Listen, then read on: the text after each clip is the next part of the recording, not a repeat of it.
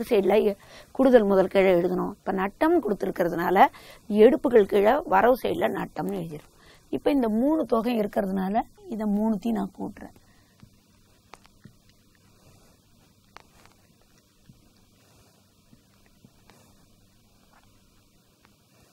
Zero zero நம்பரை கொஞ்சம் நேரம் எழுதணும்.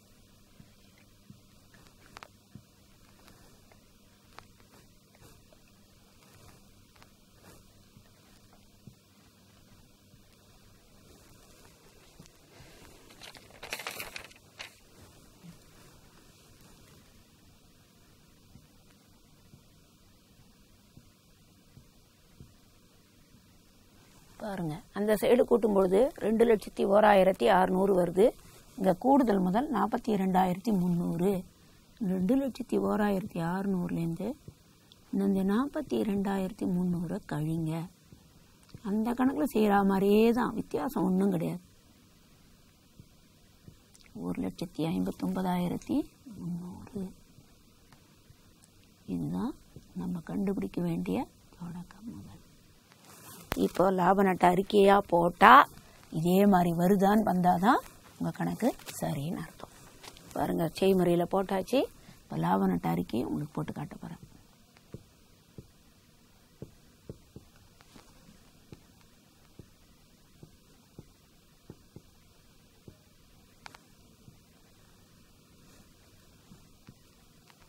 நட்டமாக இருந்தால் ஸ்டேட்மெண்ட் மாறும்னு நினைக்கக்கூடாது.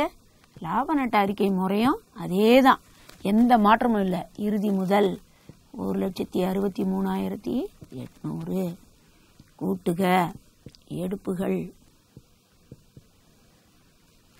25,200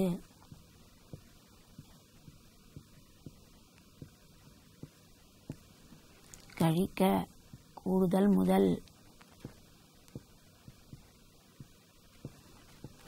42,300.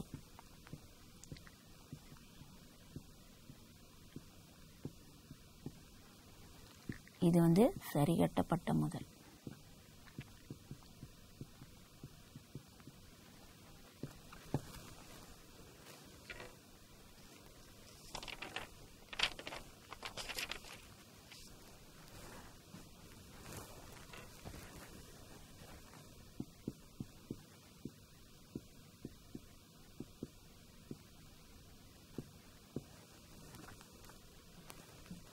தொடக்க முதல் நம்ம கண்டுபிடிக்கணும்.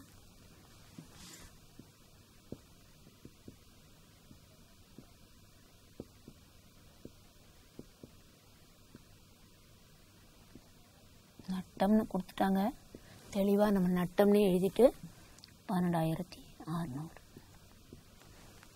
நான் சொன்ன மாதிரி சரிகட்டப்பட்ட முதல் வந்துருச்சு. எப்பெல்லாம் சரிகட்டப்பட்ட முதலை விட தொடக்க முதல் கூடுதலாக வருதோ அதுக்குரிய ஆன்சர் நட்டம் தான் வரும். அதனால் நம்ம என்ன செய்யணும்னா, இந்த சரிகட்டப்பட்ட முதலோட இந்த வாண்டுக்குரிய நட்டத்தை நான் கூட்டுறேன். 1,47,700 கூட இந்த 12,600 கூட்டு.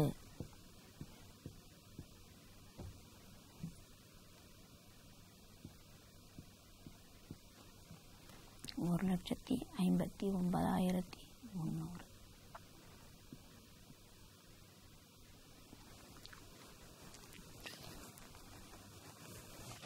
இருப்பு கட்டும் தொகை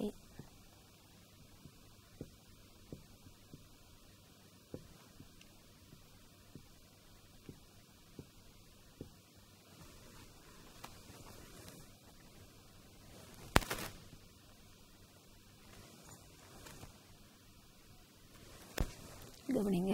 லாப நட்ட அறிக்கை தயாரிச்சிருக்கோம். அதே மாதிரி தான், ஸ்டேட்மெண்ட்டில் எந்த மாற்றமும் இல்லை. இறுதி முதல் 1,63,800, எடுப்பு 25,200. அதுலேருந்து என்ன செய்கிறோம், அது ரெண்டுத்தையும் கூட்டி கூட்டு தொகையிலேருந்து கூடுதல் முதல் 42,300 இருக்குது. அதை கழிக்கிறோம். 1,46,700 மாறுது. அதுலேருந்து தொடக்க முதலை கழிக்கிறோம். தொடக்க முதல் எவ்வளவுன்னு தெரியாது, ஆனால் வாண்டுக்குரிய நட்டம் 12,600 கொடுத்துருக்காங்க. எப்பெல்லாம் சரிகட்டப்பட்ட முதலை விட தொடக்க முதல் கூடுதலாக இருக்கோ அதுக்குரிய விடை நட்டமாக தான் வரும். சரிகட்டப்பட்ட முதலுடன் இந்த நட்டத்தை கூட்டும் பொழுது உங்களுக்கு தொடக்க முதல் தொகை கிடைக்குது 1,59,300. நம்ம என்ன கண்டுபிடிக்கிறோமோ அதுக்கு ஒரு சின்ன ப்ராக்கெட்டை போட்டு அதில் இருப்பு கட்டும் தொகைன்னு எழுதுங்க. இப்போ நீங்கள் தெரிஞ்சுக்க வேண்டியது என்ன அப்படின்னாக்கா 39வது கணக்கு விடுபட்ட தொகை வந்து மிக மிக எளிதாக செய்யக்கூடியது. அதில் வெறும் டெக்னிக் என்ன அப்படின்னாக்கா இந்த செய்முறையை கற்றுக்கோங்க. பற்று சைடில் தொடக்க முதல் கூடுதல் முதல் எழுதுங்க. வரவு சைடில் இறுதி முதல் எடுப்புகள் நட்டம் இருந்தால் எழுதுங்க. நட்டம் இல்லாத கணக்கு லாபமாக இருக்கா, பற்று சைட்லேயே தொடக்க முதல் கூடுதல் முதல் எழுதி லாபத்தை காமிச்சிருங்க. அப்புறம் என்னென்ன அமௌண்ட்டு கொடுக்குறாங்களோ அந்த கணக்கில் கொடுக்குற அமௌண்ட்டை எடுத்து அப்படி அப்படியே அதில் எடுத்து எழுதிட்டு ஏதோ ஒரு பக்கம் கொஞ்சம் அமௌண்ட்டு விடுபட்டு போகும். அந்த விடுபட்ட தொகை என்னன்னு கண்டுபிடிச்சிட்டு இந்த லாப நட்ட அறிக்கை நட்டமாக இருந்தாலும் லாபமாக இருந்தாலும் லாப நட்ட அறிக்கை எந்த மாற்றமும் கிடையாது. இறுதி முதல் கூட்டுக எடுப்பு அதுலேருந்து கழிக்க கூடுதல் முதல், அது வரும்பொழுது ஆன்சர் சரி கட்டப்பட்ட முதல்னு வச்சுக்கணும். அதுலேருந்து தொடக்க முதல்ல கழிச்சாக்கா வரக்கூடியது ஆண்டுக்குரிய லாபமாகவும் நட்டமாகவும் இருக்கணும். ஸோ 2 விஷயம், செய்முறை எப்படி போடணும்னு ஞாபகம் வச்சுக்கணும், லாப நட்ட அறிக்கையை ஸ்டேட்மெண்ட்டை எப்படி எழுதுறதுன்றத ஃபார்மேட்டை நீங்கள் நல்லா ஞாபகம் வச்சுட்டு நீட்டாக அந்த கணக்கை எடுத்து போட்டிங்கன்னா மிக மிக எளிதாக 5 மார்க்கை நீங்கள் வாங்கிடலாம். Very short period. ஒரு தியரி கொஸ்டின்ஸ் எழுதினா நீங்கள் அந்த கண்டென்ட் எதுவுமே விட்டு போகாமல் முறையாக எழுதினா தான் உங்களுக்கு 5 மார்க் கிடைக்கும். ஆனால் இது பார்த்திங்கன்னா அந்தந்த அமௌண்ட்டு கணக்கில் கொடுக்கக்கூடிய அமௌண்ட்டே எழுதினாக்கா நான் முன்னே சொன்னேன், இறுதி முதல்னு எழுதினாலே 1 மார்க் கிடைச்சிரும், எடுப்புன்னு எழுதினாலே 1 மார்க் கிடைச்சிரும், கூடுதல் முதல் கிடைச்சா அங்கே 1 மார்க் கிடைக்கும், சரி கட்டப்பட்ட முதல் அப்படின்னாக்கா அங்கே 1 மார்க் கிடைக்கும். புரியுதா? அப்புறம் நேராக நட்டம்னு எழுதினாக்கா அங்கே 1 மார்க் கிடைக்கும். ஸோ நீங்கள் பாருங்கள், நம்ம என்னென்ன கண்டுபிடிக்கிறோமோ அந்த மாதிரி இதெல்லாம் ஒரு ஸ்டெப்பு போட்டாலே எல்லாத்துக்கும் நமக்கு மிக மிக எளிதாக ஒரு மார்க் 5 மார்க் என்பது ஈஸியாக வாங்கலாம். உங்களுக்கு வந்து விடுபட்ட தொகையை நீங்கள் யாருமே விடாமல் பொது தேர்வில் நல்லா அட்டன் பண்ணி நிறைய மதிப்பெண்கள் பெறணும்னு ஆசிரியர் சார்பாக என்னோட வாழ்த்துக்களை உங்களுக்கு தெரிவிச்சுக்கிறேன்.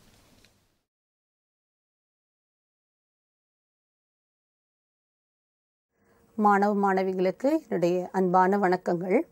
இப்போ நம்ம கணக்கு பதிவியல் பாடத்தில் பொது தேர்வில் வரக்கூடிய கேள்விகள், அதாவது பகுதி இ, அதில் 12 மதிப்பெண் வினாக்கள் அதை குறித்து நம்ம பார்க்க போகிறோம். அதில் பொதுவாக பார்த்திங்கன்னா 12 மதிப்பெண்கள் மொத்தம் வந்து 8 வினாக்கள் கேட்கப்படும். அந்த 8 வினாக்களில் நீங்கள் வந்து 5 வினாக்களுக்கு விடையளிக்கணும். ஸோ இந்த 5 வினாக்களில் உங்களுக்கு வந்து 3 பார்த்தீங்கன்னா நீங்கள் தியரி கொஸ்டின்ஸாக எடுத்துக்கலாம், அதாவது கருத்தியல் வினாக்களாக எடுத்து நீங்கள் பதிலளிக்கலாம். மீதமுள்ள 2 கேள்விகள் பார்த்தீங்கன்னா நீங்கள் கணக்குகளாக வந்து எடுத்துகிட்டு போடலாம். ஸோ அந்த 2 கணக்குகளை வந்து நான் உங்களுக்கு இப்போது சொல்லித்தர போகிறேன். ஸோ முதலாவது வந்து கட்டாய வினா. கட்டாய வினாவுடைய நம்பர் உங்களுக்கு தெரியும் இல்லையா, கேள்வி எண் 45A என்பது தான் கட்டாய வினா. ஸோ இந்த 45A என்பது ஒரு வாராக்கடன் கணக்கு. முதல் பாடத்தில் இறுதி கணக்கு இருக்கு இல்லையா, அந்த இறுதி கணக்குகளில் உள்ள சரிக்கட்டுகள் குறித்த ஒரு வினா இது. சரியா? இப்போது உங்களுக்கு புத்தகத்தில் பார்த்தீங்கன்னா பேஜ் நம்பர் 69, பக்கம் 69 எடுத்துக்கோங்க. அதில் கேள்வி எண் 19. ஸோ இந்த வினாவை நாம் இப்போ போட்டு காமிக்க போகிறேன். இந்த வினாவானது பார்த்தீங்கன்னா 2 முறை பொது தேர்வில் கேட்டிருக்காங்க. எந்த வருஷம் அப்படின்னா மார்ச் 2010 கேட்டிருக்காங்க. 12, அடுத்தது 2013.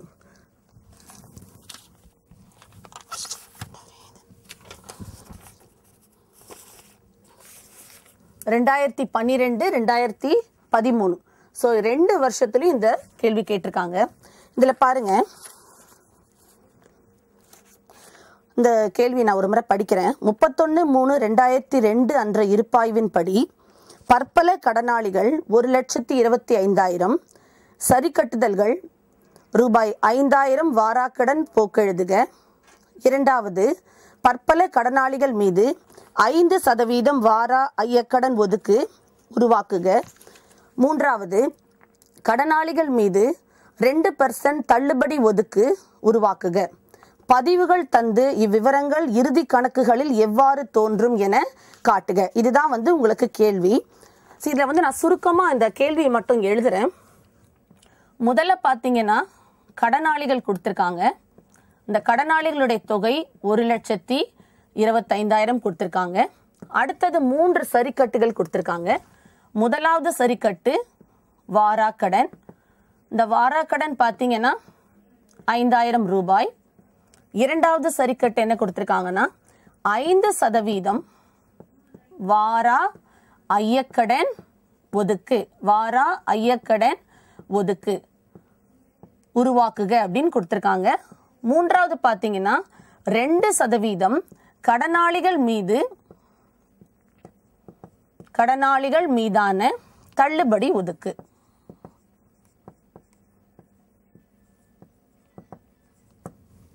ஸோ இதுதான் வந்து உங்களுக்கு கேள்வி. இதில் இந்த சரிக்கட்டுகளை குறையான பதிவுகளை தந்து இந்த இறுதி கணக்கில் இது எப்படி வரும் அப்படிங்கிறத காமிக்கணும். ஸோ முதல்ல நீங்கள் என்ன செய்யுங்கன்னா ஒரு ரஃப் ஒர்க் ஒன்று போட்டுக்கோங்க. இந்த ரஃப் ஒர்க் போடுறதுங்கிறது கட்டாயம் கிடையாது. முதல்ல நீங்கள் கணக்கை ப்ராக்டிஸ் பண்ணும்போது ரஃப் ஒர்க் ஒன்று போட்டு பழகிட்டீங்கன்னா ஒரு 1-2 சம் போட்ட பிறகு ரஃப் ஒர்க் இல்லாமல் நேரடியாகவே நீங்கள் கணக்கை போடலாம். ஸோ அந்த ரஃப் ஒர்க் போடும்போது முதல்ல கேள்வியில் பார்த்தீங்கன்னா முதல்ல என்ன கொடுத்துருக்காங்க, கடனாளிகள் கொடுத்துருக்காங்க இல்லையா. ஸோ அந்த கடனாளிகளை முதல்ல நீங்கள் எழுதுங்க. பற்பல கடனாளிகள் இதை முதல்ல எழுதிக்கோங்க. எவ்வளோ கொடுத்துருக்காங்க, 1,25,000. கழிக்க எதை கழிக்கணும், இந்த 3 சரிக்கட்டுகள் கொடுத்துருக்காங்க இல்லையா. ஒரு சரிக்கட்டாக நம்ம என்ன செஞ்சுட்டு வரணும்னா கழிச்சு காமிச்சிட்டே வரணும். ஸோ முதல் சரிக்கட்டு வாராக்கடன். அந்த வாராக்கடனை எடுத்து எழுதுங்க. 5,000 ரூபாய். இதை கழிச்சிங்கன்னா 1,20,000 ரூபாய் கிடைக்கும். அடுத்தது இரண்டாவது சரிக்கட்டு பாருங்க, 5% வார ஐயக்கடன் ஒதுக்கு. ஸோ அதையும் நீங்கள் என்ன செய்யணும்னா கழிக்கணும். 5% வாரா ஐயக்கடன் ஒதுக்கு. இந்த 5% நீங்க எதுல கணக்கிடணும்னா, நீங்க 5,000 ரூபாய் கழித்து வர தொகை, அதாவது இந்த 1,20,000 இருக்கு இல்லையா, இந்த 1,20,000 நாம என்ன செய்யணும்னா 5% கணக்கிடணும். அப்போ உங்களுக்கு எவ்வளவு வருது, 6,000 ரூபாய் வரும். 6,000 ரூபாய் கழிச்சிருங்க. மீதமுள்ள தொகை 1,14,000 போடணும். அடுத்தது மறுபடியும் மைனஸ் பண்ணணும், கழிக்கணும். எதை கழிக்கணும், இந்த மூன்றாவதா உள்ள இந்த சரிக்கட்டு. இது என்னன்னா 2% தள்ளுபடி ஒதுக்கு. இந்த 2% நீங்க எதுல கணக்கு போடுவீங்கன்னா, கழித்து வரக்கூடிய தொகை இருக்கு இல்லையா, அதாவது 1,14,000 இருக்கு. இதுல வந்து 2% நம்ம கால்குலேட் பண்ணணும். பண்ணும்பொழுது 2,280. ஸோ இதை வந்து நீங்க மைனஸ் பண்ணணும். மைனஸ் பண்ணிங்கன்னா உங்களுக்கு வந்து 0, 2, 7, 1, 1, 1 1,11,720 ரூபாய். ஸோ அதனால புரிஞ்சுக்கோங்க, கடனாளிகள்னா யாருக்கெல்லாம் கடனுக்கு நம்ம சரக்கு விற்பனை செய்கிறோமோ அவங்களா தான் கடனாளிகள். ஸோ அதை முதல்ல எழுதிடுறோம். இந்த வாராக்கடன் என்பது நமக்கு நிச்சயமாக இந்த கடன் திரும்ப வராது அப்படிங்கிறதுனால அதை நம்ம 5,000 ரூபாய் மைனஸ் பண்ணிடுறோம். அடுத்தது வாரா ஐயக்கடன். ஐயக்கடன்னா இந்த கடன் திரும்பி வருமா வராதா அப்படிங்கிற ஒரு சந்தேகத்தில் இருக்கக்கூடிய கடன். ஸோ அதையும் நம்ம என்ன செஞ்சிடறோம், 6,000 ரூபாவை மைனஸ் பண்ணுறோம். மூணாவது தள்ளுபடி ஒதுக்கு. இவங்கெல்லாம் நிச்சயமா பணம் நமக்கு தருவாங்க, அப்போ அவங்களுக்கு வந்து சீக்கிரமா அந்த பணத்தை வசூல் பண்ணுறதுக்காக ஒரு தள்ளுபடி கொடுப்போம், ஒதுக்குவோம் தள்ளுபடிக்காக. அதையும் நாம் என்ன செஞ்சிடறோம், மைனஸ் பண்ணிடுறோம். ஸோ அப்போது இதுதான் வந்து ரஃப் ஒர்க். இதில் பார்த்தீங்கன்னா இது வந்து முதல் சரிக்கட்டு, இது வந்து இரண்டாம் சரிக்கட்டு, அடுத்தது இது வந்து மூன்றாவது சரிக்கட்டு. இது ஏன் நான் வந்து ரெட்ல எழுதியிருக்கேன்னா, இந்த 3 தொகையும் தான் எடுத்து நம்ம என்ன செய்ய போகிறோம், அடுத்து வரக்கூடிய சரிக்கட்டு பதிவு லாப நட்ட கணக்கு எல்லாத்துலையும் எடுத்து நம்ம எழுத போகிறோம். ஸோ இப்போ உங்களுக்கு இந்த ரஃப் ஒர்க் நல்லா புரிஞ்சிருக்கும் அப்படின்னு நினைக்கிறேன் இல்லையா. இப்போ அடுத்ததை நம்ம என்ன செய்ய போகிறோம்னா சரிக்கட்டு பதிவு அப்படின்றத பார்க்க போகிறோம். இதுதான் வந்து முதல் ஸ்டெப். இது வந்து வெறும் ரஃப் ஒர்க் தான். ஸோ இப்போ இந்த சரிக்கட்டு பதிவை வந்து கொஞ்சம் ஸ்க்ரீனில் பாருங்கள் நீங்கள். மொத்தம் நம்ம எத்தனை சரிக்கட்டு பார்த்தோம், 3 சரிக்கட்டு. ஒன்று வந்து வாராக்கடன், மற்றொன்று வாரா ஐயக்கடன் ஒதுக்கு, மூன்றாவது கடனாளிகள் மீதான தள்ளுபடி. இப்போ 3 சரிக்கட்டுக்குரிய சரிக்கட்டு பதிவுகள். ஸோ முதல்ல வாராக்கடன் அப்படின்னா, வாராக்கடன் கணக்கு பற்று பற்பல கடனாளிகள் கணக்கு வரவு. ஸோ கடனாளிகளுக்குரியது இல்லையா, வாராக்கடன் கடனாளிலேருந்து தான் நம்ம மைனஸ் பண்ணுறோம். ஸோ அந்த வாராக்கடன் ஒரு நட்டம், அதனால பற்று வச்சுருக்கோம். ரெண்டாவது இரண்டாவது சரிக்கட்டு பதிவு. இரண்டாவது சரிக்கட்டு பதிவு பாருங்க, லாப நட்ட கணக்கு பற்று, வாரா ஐயக்கடன் ஒதுக்கு கணக்கு வரவு. மூன்றாவது சரிக்கட்டும் ஒரே மாதிரி தான் இருக்கும், 2, 3 ஒரே மாதிரி இருக்கும். லாப நட்ட கணக்கு பற்று, கடனாளிகள் மீதான தள்ளுபடி ஒதுக்கு கணக்கு. ஸோ இந்த சரிக்கட்டு பதிவை நீங்கள் மனப்பாடம் செஞ்சுக்கணும். இப்போ நாம் என்ன செய்ய போகிறோம்னா இந்த கணக்கை போட போகிறோம். வாராக்கடன் உங்களுக்கு அந்த தொகையை நான் எடுத்து எழுதி வச்சிடுறேன், ஏன்னா நம்ம சரிக்கட்டு பதிவு போட போகிறோம் இப்போ. ஸோ முதல் சரிக்கட்டு இது. இரண்டாவது சரிக்கட்டுக்கான தொகை 6000, மூன்றாவது சரிக்கட்டுக்கான தொகை 2280 இல்லையா. இதான் 1, 2, 3. சரி, இப்போ நாம் போட போகிறது சரிக்கட்டு பதிவுகள்.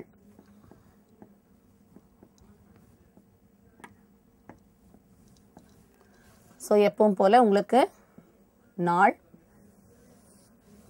அடுத்தது விவரம்,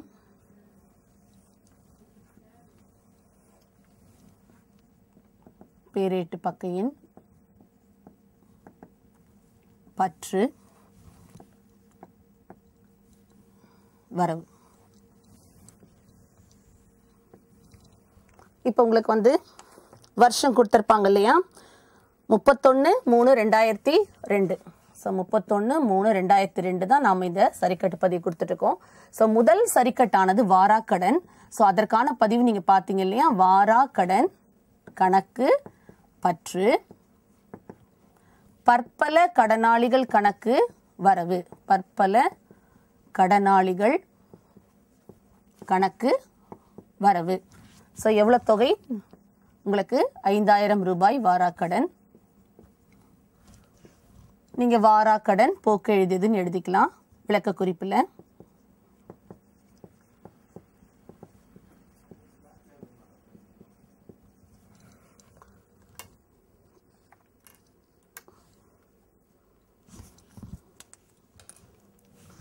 அடுத்தது வாரா ஐயக்கடன் ஒதுக்கு. ஸோ இதற்கான பதிவு உங்களுக்கு லாப நட்ட கணக்கு பற்று, 5% வாரா ஐயக்கடன் ஒதுக்கு. ஸோ இதற்கான தொகை 6000 ரூபாய். இதை எடுத்து எழுதணும். வாரா ஐயக்கடன் ஒதுக்கு அப்படின்னு நீங்கள் எழுதலாம் விளக்க குறிப்பில், வாரா ஐயக்கடன் ஒதுக்கு. மூன்றாவது சரிக்கட்டு தள்ளுபடி ஒதுக்கு. ஸோ அது ரெண்டாவதுக்கும் மூன்றாவதுக்கும் ஒரே மாதிரியான பதிவு தான். ஸோ அப்போ லாப நட்ட கணக்கு பற்று, கடனாளிகள் மீதான தள்ளுபடி ஒதுக்கு. கடனாளிகள் மீதான தள்ளுபடி ஒதுக்கு. இதற்கான தொகை 2280 ரூபாய். ஸோ இதே அப்படியே எழுதலாம் நீங்கள்.